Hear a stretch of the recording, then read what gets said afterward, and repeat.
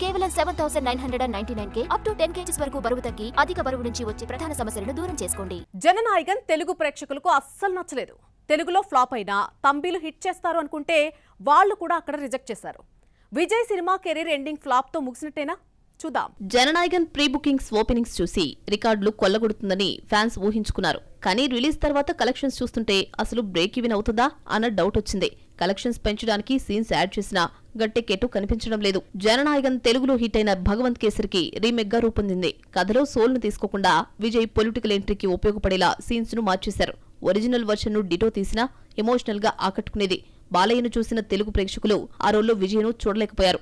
సినిమాను 14 కోట్లకు అమ్మితే 6 కోట్లు మాత్రమే వచ్చింది. జననాయకన్ వరల్డ్ వైడ్ 200 కోట్లు గ్రాస్ దాటి 300 కోట్లకు దగ్గరలో పడినా బ్రేక్ ఈవెన్ కావడం కష్టమేనంటున్నాయి ట్రేడ్ వర్గాలు.